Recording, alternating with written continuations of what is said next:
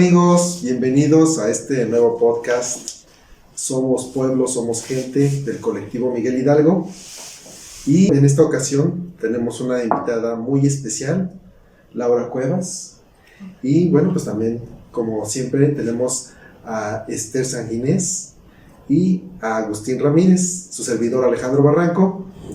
Y en esta ocasión traemos la discusión de dos artículos del boletín, uno titulado La calle Manuel Doblado y el otro titulado Los sentimientos de la nación. Espero que sea un podcast muy divertido para ustedes, muy entretenido, y quisiera comenzar con la pregunta para Laura acerca de cómo se inspiró para hacer este artículo de La calle Manuel Doblado. Bien, gracias Alejandro. Mira, este artículo se escribió desde el 2017, ya tiene tiempo. En ese momento, cuando planteamos escribir el boletín y qué artículos escribir, siempre lo hemos discutido en el colectivo, siempre hemos platicado y teníamos mucho interés, y seguimos teniendo, ¿no? Respecto a la historia de la ciudad, y pues platicábamos acerca de qué temas.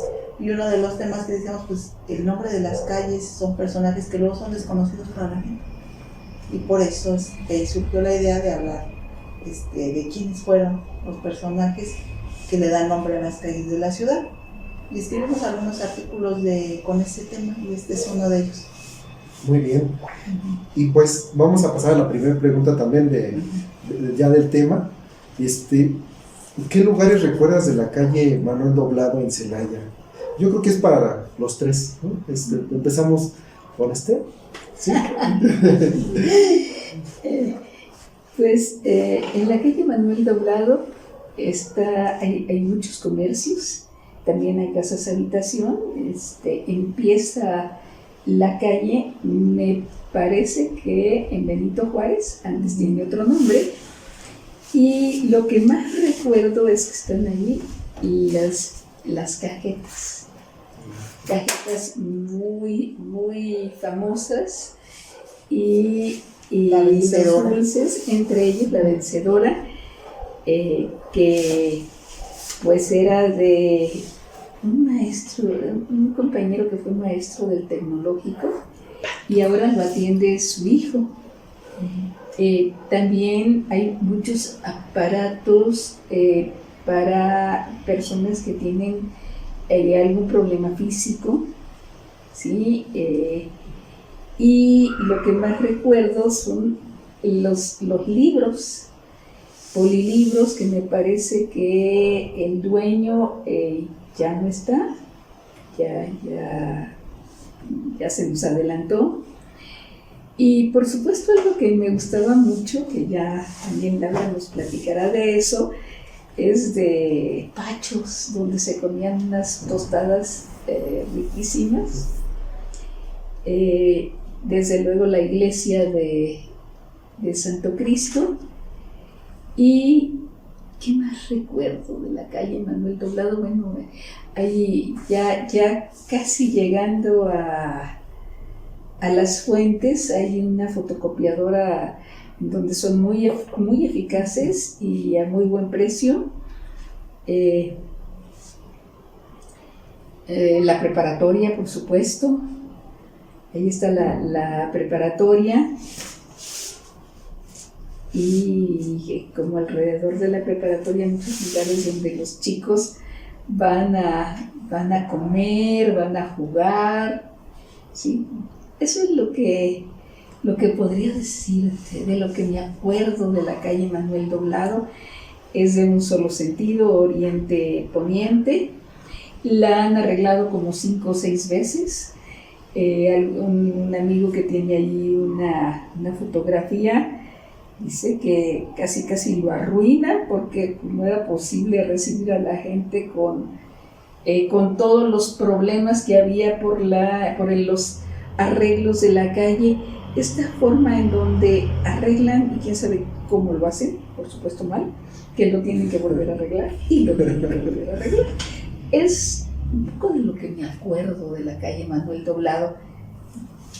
La que conoces. Sí, me parece interesante recordar que esta calle es parte de lo que se le llamaba la carretera panamericana. Y es algo típico de varias ciudades de Guanajuato. Algo similar ocurre en Salamanca. Entonces, esta calle en realidad era la carretera.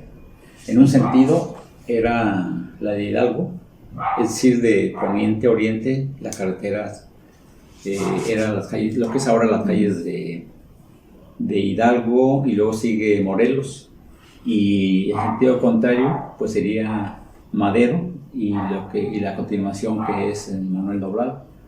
Entonces había una carrera famosa, la carrera panamericana, que venía desde Sudamérica, es decir, cruzaba todo el continente, por eso se llamaba así, y por ahí pasaba, por esta calle. Qué interesante. Y mencionaba Esther sobre la Polilibros, pero también hay allí una tienda de libros de segunda mano, bastante nutrida de libros, y que conviene visitar porque encuentra uno por ahí expurgándole buenos títulos. Sí, una calle que tiene mucho comercio y es céntrica en Celaya, ¿verdad? Sí. ¿A ti qué te recuerda, Laura? Pues ya han mencionado muchos de los de lugares distintivos de esta calle, ¿no? Pero también está el Obispado, templos, la Merced, el que está ya más antes de llegar a Francisco Juárez, de Santo Cristo. O sea, hay varios lugares que pues, son conocidos aquí en la ciudad. Sí, es una calle céntrica conocida. Sí, y también El mercado 5 de febrero. El mercado, Sí, también un mercado chiquito, pero también hay muy concurrido con la gente que vive ahí cerca. sí. ¿Y quién fue Manuel Doblado? Un político guanajuatense, nacido, bueno, actualmente el lugar donde nació pues tiene su nombre, ¿no? Manuel Doblado, y el municipio de Guanajuato.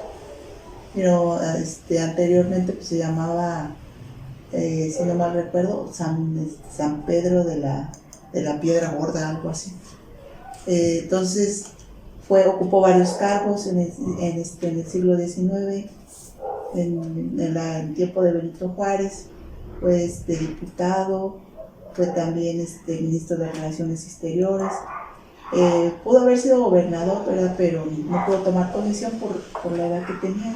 Yo creo que esa es parte de la tradición, como donde quiera hay Benito Juárez, ¿verdad? Calles, Hidalgo y Manuel Doblado también hay en muchos municipios. No creo que sea algo en sí especial, sino que es parte de lo que pasa en el país, de que a varias calles de varias ciudades, municipios, pues se les otorga el nombre de personajes, y pues Manuel Doblado, a ser guanajuatense, pues aquí está representado en Celaya y también en otros municipios. Y el cual hubo un momento en que Manuel Doblado coincidió con Benito Juárez, ¿no? Eso es algo que es muy importante resaltar, creo, ¿no? Sí, de hecho fue Manuel Doblado lo reconoce como presidente, y esto es muy importante porque la situación del país era bastante conflictiva.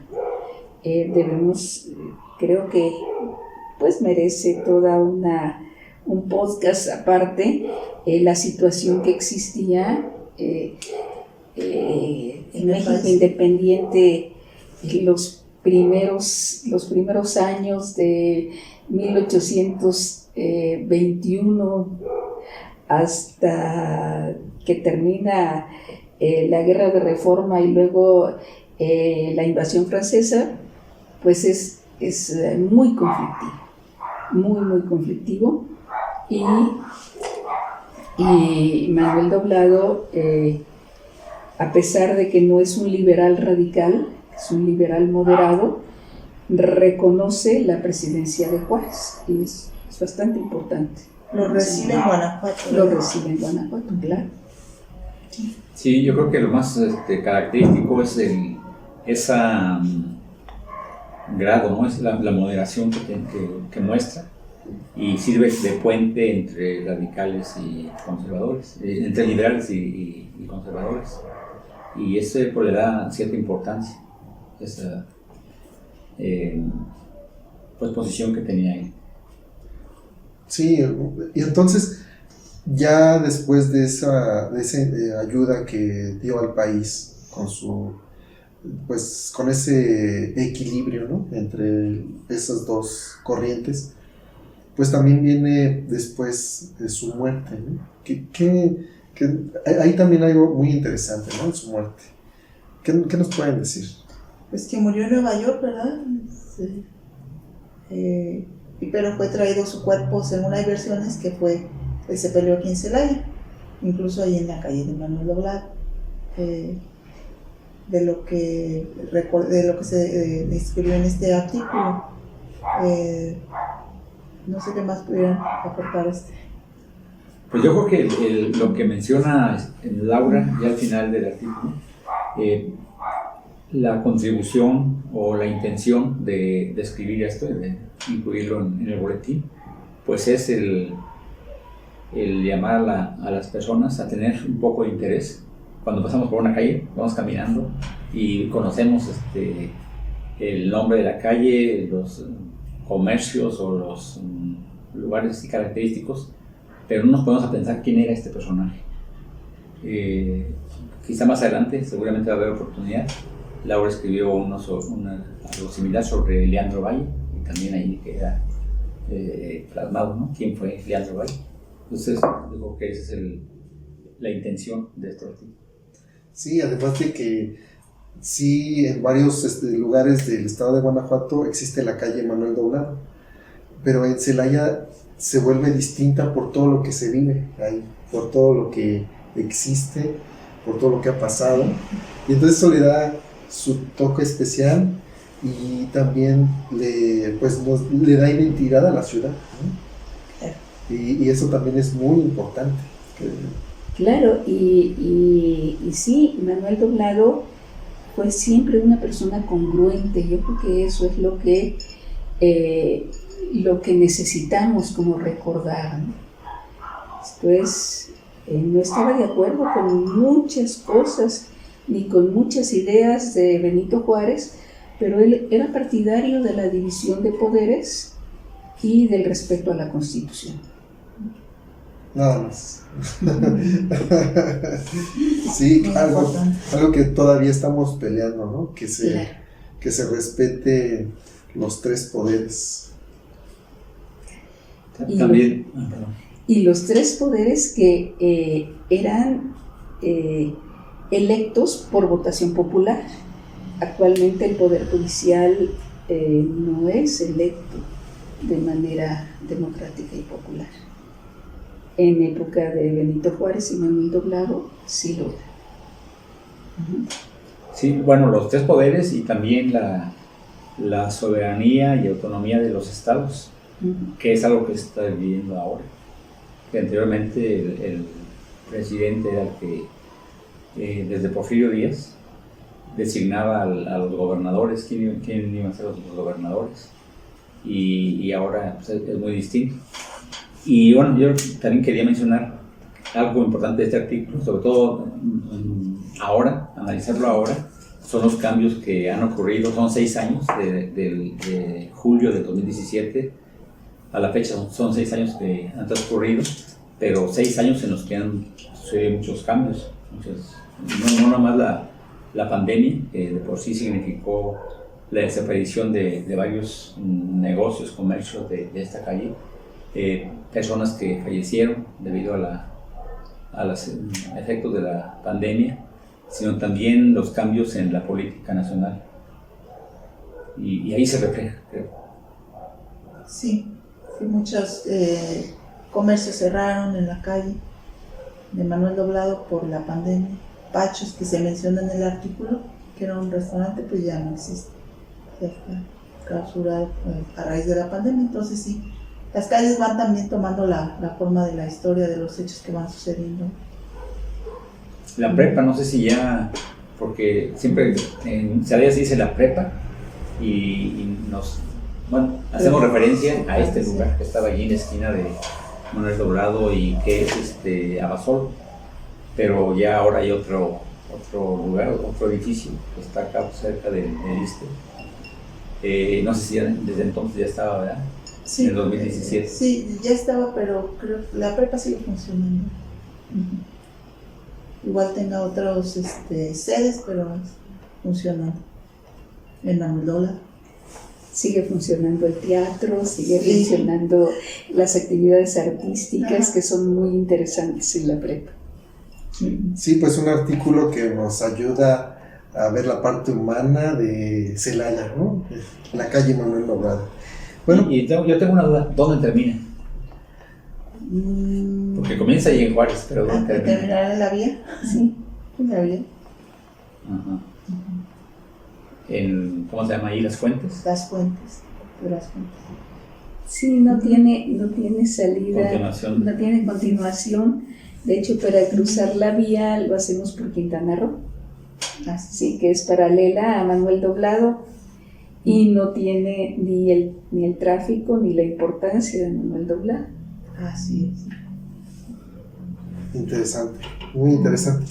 Bien, pues ahora vamos a pasar al siguiente artículo, que está titulado como Los sentimientos de la nación.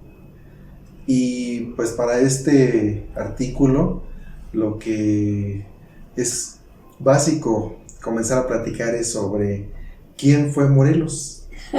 Sí, José María Morelos y Pavón.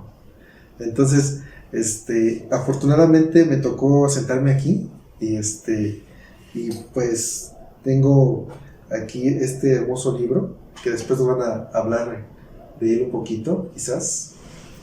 Y está hermoso este libro sobre Morelos. El artículo lo escribió Laura. También ya tiene mucho tiempo. Okay. Son de varios de otros libros. Muy bien. Entonces, ¿nos quieres platicar acerca de quién fue Morelos? Morelos yo creo que es uno de los personajes más interesantes y más complejos, porque de su vida previa a la insurgencia se sabe poco. Lo que se sabe es bastante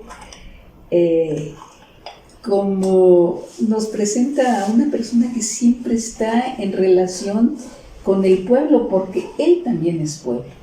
Si él nace en Valladolid o en Morelia, pero según Carlos Cerrejón, nace en las laderas. Los que conocen Morelia saben que todo lo que es la catedral y demás, pues está arriba.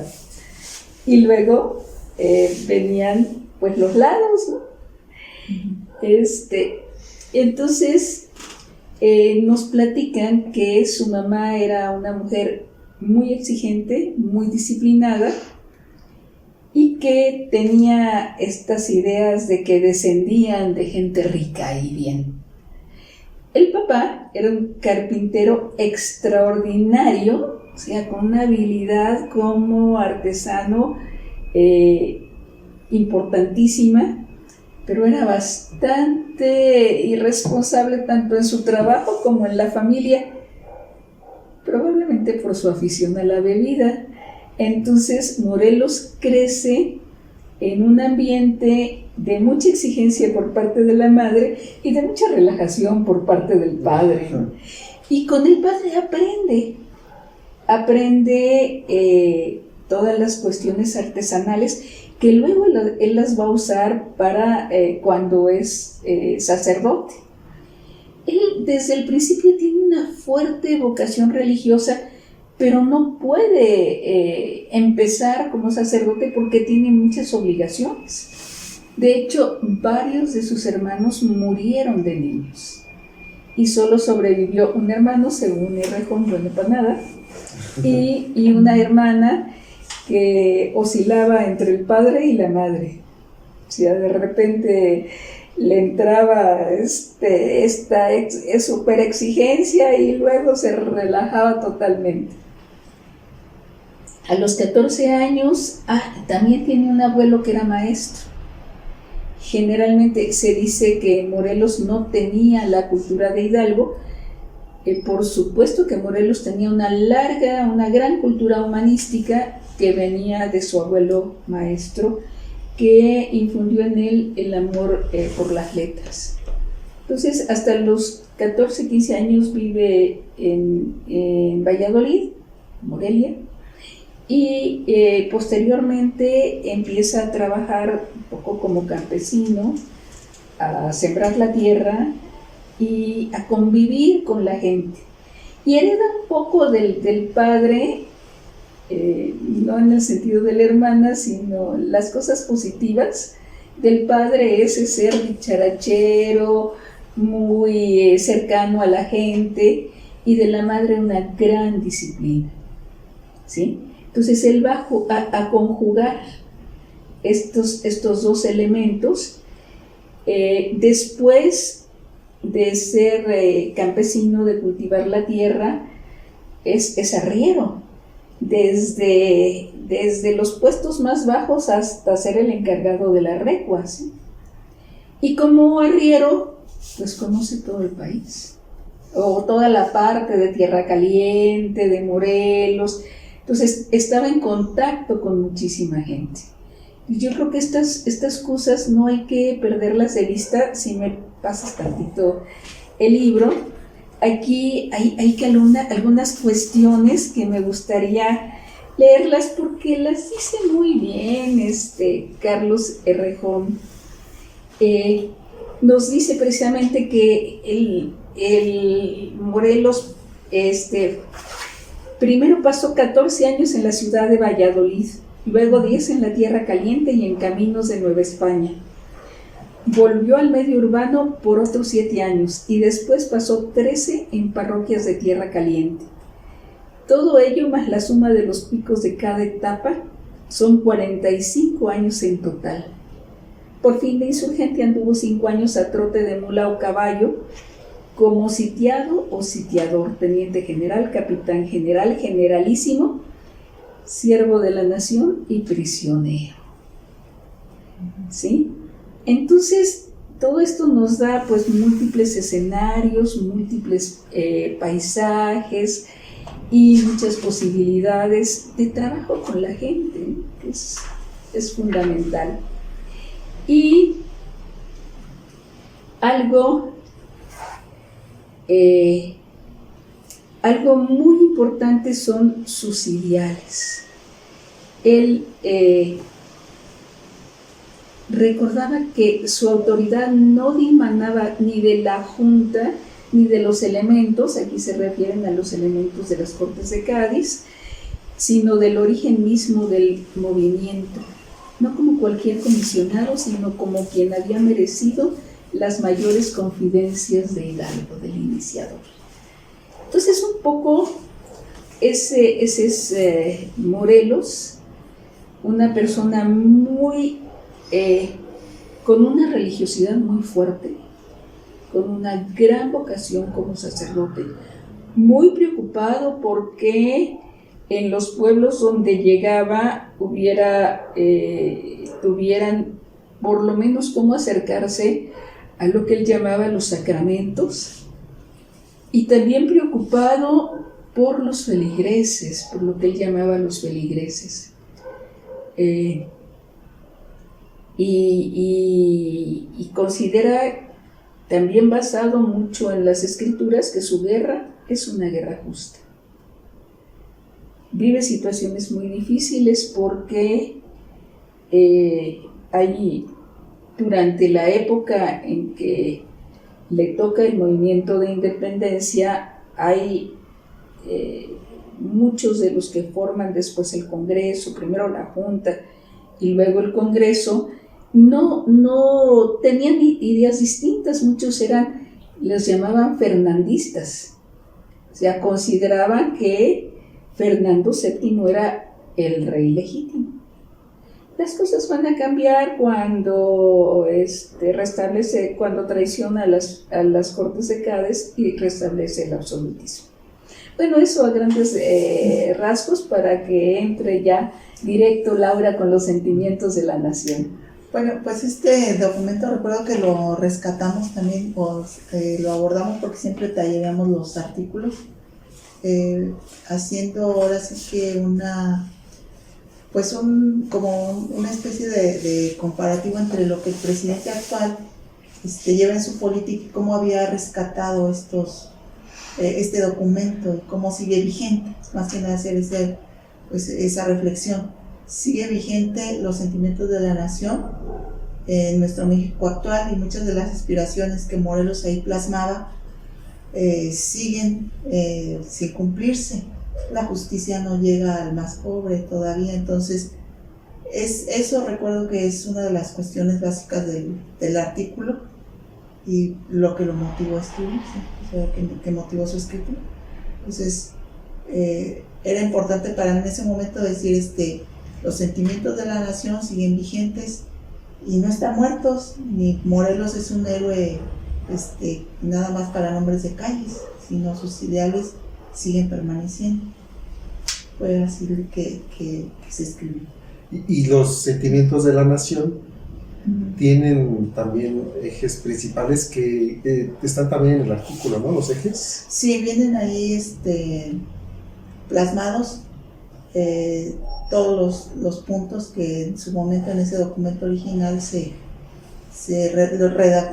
fueron parece que inspirados por los que se inspiró Morelos y que Morelos hizo que se plasmara. Entonces creo que lo principal es la justicia para el más pobre, desde el salario, desde los tribunales, no porque no tienes dinero no puedas acceder a ello. Creo que es el principal eje, pero a lo mejor los compañeros nos pueden ahondar más en ello. Sí, los sentimientos de la nación es un documento en sí, y en ese documento plasma Morelos pues su ideal de nación. Cualquier movimiento pues debe tener, cualquier movimiento de transformación requiere un documento así, que fije la línea, lo que se llama un programa, los propósitos que guían a ese movimiento, y ahí lo define Morelos. Y sí, en el artículo vienen ahí 6 como principios, ¿no?, fundamentales, pero sí es un documento, y tiene como principales ejes la igualdad, el hacer a un lado la opulencia, y brindarle al pobre las oportunidades para salir de esa situación. También la relación con España se plasma en el documento, y los tributos, el pago de tributos también se reitera, ¿verdad?, la necesidad de abolirlo, y la esclavitud, la libertad de los hombres. Pues sí, es un documento fundamental en esa época, que le permite a Morelos tomar el liderazgo de la lucha, sobre todo en el campo de las ideas. Claro. Y esto no fue fácil porque algunos de las personas en el Congreso lo consideraban muy radical y no estaban muy de acuerdo con él. Sin embargo, Morelos, siempre respetuoso de lo que él consideraba la división de poderes, acató lo que ellos decían, y mucho de la derrota de Morelos se debe a estas cuestiones y a estas dudas del Congreso, que durante un tiempo lo dejó incluso sin recursos y sin gente, ¿sí? Entonces, creo que es muy interesante ver cómo, a pesar de porque él podía haber seguido por su cuenta, sobre todo que había sido declarado jefe del Ejecutivo, pues él era el poder ejecutivo, pero decía el poder ejecutivo debe estar sujeto al poder legislativo.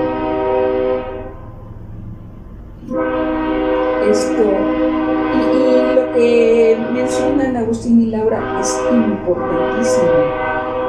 Algo que es inédito en los sentimientos de la nación es el punto número 12, que trata de buscar las posibilidades para evitar la desigualdad económica.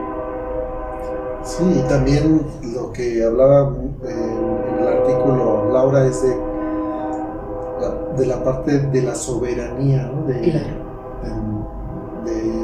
México, y que actualmente, pues aquí actualicé un dato que Hacienda reporta que en el 2022 México importó 39% del maíz consumido. Y en el artículo hablaban también del frijol. Sí. Sí, entonces ahí estamos hablando de una discusión sobre la soberanía, no solamente económica, sino también ya alimentaria, ¿no? Que son temas muy actuales y Sí. que parece que todavía no logramos esos objetivos que nos planteó Morelos con los sentimientos de la nación, ¿verdad? Así es una lucha vigente. En el artículo observé que incluiste fragmentos de los sentimientos de la nación. Así es. Y yo creo conveniente que nos compartas un poco de esos fragmentos, ¿no? Sí, el artículo incluye los siguientes puntos de los sentimientos de la nación de Morelos. El primero que incluimos es que la América es libre e independiente de España y de otra nación, que la soberanía dimana inmediatamente del pueblo, que la deposita en sus representantes y divide los poderes de ella derivados en legislativo, ejecutivo y judicial, que la patria no será completamente libre hasta que se abata el gobierno tiránico y se sustituya por el liberal y sea expulsado del suelo mexicano el enemigo español, que las leyes que dicta el Congreso deben ser tales que obliguen a la constancia y el patriotismo, moderen la opulencia y la indigencia y de tal manera se aumente el jornal del pobre, se mejoren sus costumbres y se destierre la ignorancia, que la esclavitud y la distinción de castas sean proscritas para siempre, quedando todas iguales y distinguiéndose a un americano de otro solo por el vicio y la virtud, que se quiten la infinidad de tributos, cargas e imposiciones más agobiantes y se señale a cada individuo un 5% de sus ganancias u otra carga ligera que no oprimiese tanto como la cabala, el estanco, el tributo u otros impuestos. Sorprendente porque cómo le da continuidad al movimiento de independencia, ¿no? Ya que habían fusilado a Hidalgo y pues ahí está también otra incógnita interesante de responder. ¿Cómo se relacionó Hidalgo con Morelos? Bueno, Morelos siempre tuvo el deseo de ser sacerdote y se ordenó sacerdote. Y cuando él estudiaba, el rector era Hidalgo. Le tenía muchísimo respeto. Entonces, Morelos, así como era bonachón y al mismo tiempo disciplinado, muy disciplinado, recibió un decreto de Abad y Queipo. O sea, aquí nos dicen que todavía el 14 de octubre le dice a su hermana Antonia y a su sobrina que si se quieren ir a su parroquia mientras pasan las balas, que se vayan para allá. O sea, no le interesaba participar. Pero el 16 de octubre le llega a su parroquia el decreto del obispo Abad y Queipo de 24 de septiembre, en que declaraba que Hidalgo había incurrido en excomunión por ejercer violencia contra personas consagradas. Y pues Morelos no lo cree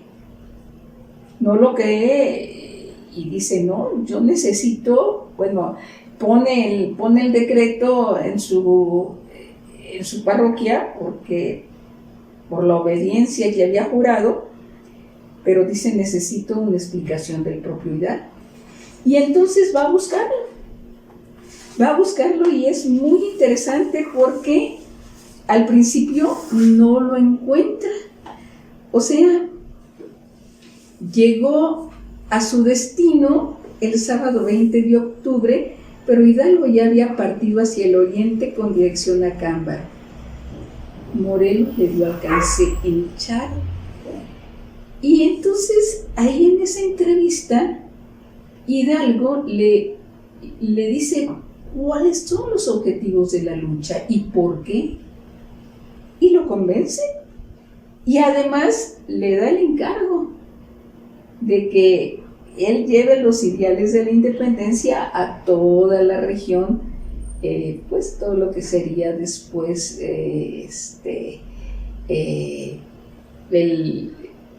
los estados del sur, digamos, ¿sí? Que bueno, no tan al sur. ¿Sí? Michoacán, quizás. Michoacán, lo que actualmente es Morelos, Guerrero, ¿sí? Que antes pues eran el gran estado también de, supongo que de Michoacán, ¿sí? Y qué hermoso toda esta parte de los sentimientos de la nación, que son actuales, que todavía nuestro presidente nos los recuerda, ¿no? Y que siguen siendo un objetivo a alcanzar, un ideal, ¿no? Sí, yo creo que precisamente las grandes desigualdades que existen en México son la causa de la terrible violencia que vivimos, ¿sí? Y Morelos lo sentía porque había convivido, pues él había sido agricultor y había sido arriero y conocía que toda la región y sabía de las penurias de la gente.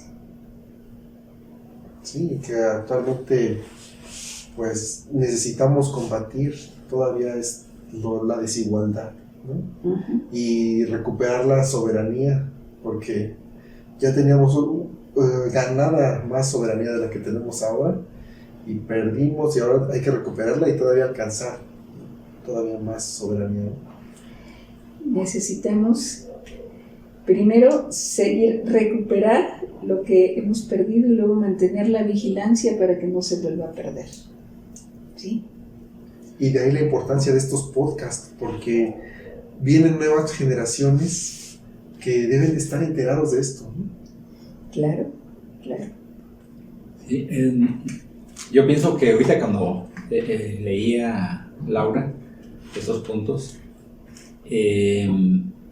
pues Morelos no solamente lleva adelante, no le da continuidad únicamente al movimiento de independencia, sino que le imprime un sello propio. Y mucho de estas aspiraciones quedan plasmadas ya en las constituciones. Pero otros, como se decía, otras demandas y problemas son vigentes, son actuales. Sobre todo esto que da lugar a la desigualdad, a quienes ganan demasiado y quienes no ganan lo indispensable para vivir, para satisfacer las necesidades básicas. Y pues, hay que avanzar en esa lucha, ¿no? por cumplir lo que está plasmado ahí en los sentimientos de la nación. Así es, en el artículo el título era Los sentimientos de la nación, vigencia del ideario de Morelos, porque lo que es la soberanía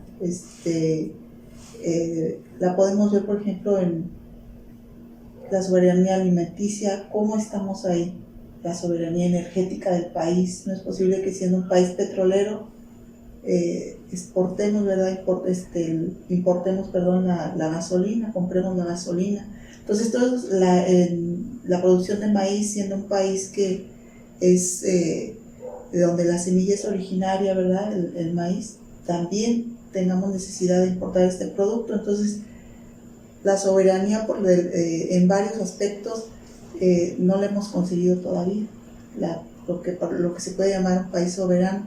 Entonces sí es esa lucha de la que habla el maestro, y que actualmente podemos decir que se han dado unos primeros pasos, pero todavía estamos muy lejos de conseguirlo. En el artículo abordamos esa parte, de cómo siguen vigentes esas ideas de Morelos a pesar de haber pasado tanto tiempo. Entonces, creo que hacerlas presentes y darlas a conocer, y sobre todo luchar por que esto cambie, por conseguir que haya más justicia social, que el salario realmente corresponda para una vida digna, que el país realmente avance hacia su soberanía en todos los ámbitos, pues es tarea de todos. Claro, y las nuevas generaciones sí, espero que conserven toda esta también tradición, ¿no? que se tiene aquí en Guanajuato, pues porque aquí comenzó la independencia, y que pues hay una responsabilidad, ¿no? de todos nosotros para llevar estos ideales hacia nuestro futuro. Así es. Bien, amigos, pues llegamos al final de este podcast, este tercer podcast para todos ustedes. Espero que lo hayan disfrutado. Compártanlo, por favor, para que más personas se beneficien de toda esta información. También invitados a escribir sus comentarios en los videos, y próximamente también les estaremos invitando a visitar la página web del colectivo Miguel Hidalgo, donde podrán encontrar los boletines de manera escrita y también los podcasts. Hasta la próxima. Hasta la próxima. Sí, buenas noches.